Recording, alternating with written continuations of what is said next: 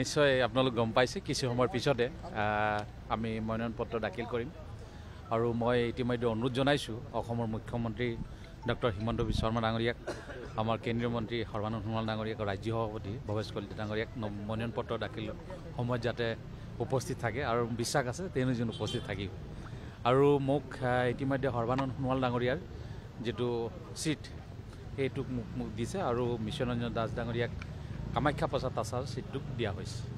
তো মই ভাৰতৰ প্ৰধানমন্ত্ৰী নৰেন্দ্ৰ মোদী ডাঙৰীয়াক ধন্যবাদ জনাইছোঁ আমাৰ গৃহমন্ত্ৰী অমিত শ্বাহ ডাঙৰীয়াক ধন্যবাদ জনাইছোঁ আমাৰ ৰাষ্ট্ৰীয় অধ্যক্ষ JP নাড্ডাজীক ধন্যবাদ জনাইছোঁ অসমৰ মুখ্যমন্ত্ৰী ডাঙৰীয়াক বিশেষভাৱে ধন্যবাদ জনাইছোঁ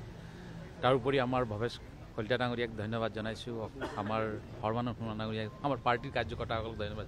মোৰ বিশ্বাস আছিল যেতিয়া মোৰ টিকেট হোৱা নাছিল তো মই ভাবিছিলোঁ মোক হয়তো কিবা নে কিবা দায়িত্ব দিব আৰু আমি এটা পাৰ্টিৰ কাৰ্যকৰ্তা পাৰ্টিয়ে কিবা দিয়ক নিদিয়ক পাৰ্টিৰ কাৰণে কাম কৰিম কাৰণ 98ত আহিছিলোঁ পাৰ্টিত কেতিয়াও সপোনত ভবা নাছিলোঁ কেতিয়াবা মই বিধায়ক হ'ম কেতিয়াবা ভাৰত চৰকাৰৰ মন্ত্ৰী হ'ম সাংসদ হ'ম কিন্তু গোটেইকেইটা পদ ইতিমধ্যে মই পাইছোঁ MLA আছিলোঁ 10 বছৰ আপুনি বঞ্চিত হৈছিলে আৰু তাৰ পিছত আজি আপোনাক ৰাজ্যসভাৰ কাৰণে মনোনয়নৰ কাৰণে দিছে কি ধৰণে আপুনি ক'ব সেইটোৱে কৈছোঁ যে সৰ্বানন্দ সোণোৱাল ডাঙৰীয়াক অসমৰ মুখ্যমন্ত্ৰী আছিল তেওঁ দুবাৰকৈ কেন্দ্ৰীয় মন্ত্ৰী আছিল আৰু সেইকাৰণে তেওঁক ডিব্ৰুগড় লোকসভাত পাৰ্টিয়ে সিদ্ধান্ত ল'লে যে টিকেট দিব লাগে আৰু ঠিক তেনেকৈ মোক নাড্ডাজীয়ে কৈছিল যে আপোনাক এডজাষ্ট কৰা হ'ব ক'ৰবাত নক'ৰবাত কিবা নে কিবা কৰা হ'ব আপুনি চিন্তা কৰিব নালাগে মই কৈছিলোঁ যে মই পাৰ্টিৰ কাৰ্যকৰ্তা আপোনালোক যিয়ে দিয়ে নিদিয়ে মই পাৰ্টিৰ কাৰণে কাম কৰি যাম আৰু ঠিক তেনেকৈ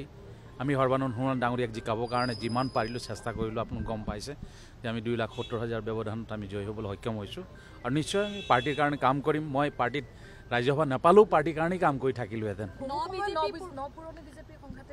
নিশ্চয় মই ভাবোঁ যে আমি নতুন পুৰণা দুইটাক লৈ আমি নিশ্চয় 91ত তেওঁ MLA হৈছিল মোৰ চাগে সময়ত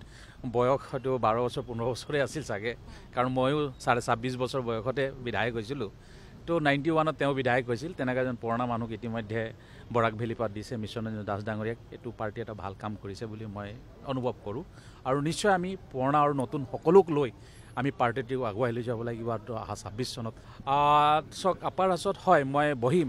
কিন্তু মই মন্ত্ৰী হোৱাৰ কাৰণে মই আপাৰ হাউচত বহিছিলোঁ আৰু তাতো মই কুৱেশ্যনৰ এনচাৰ দিবলগীয়া হৈছিল আৰু সেইকাৰণে মই আপাৰ হাউচৰ বিষয়ে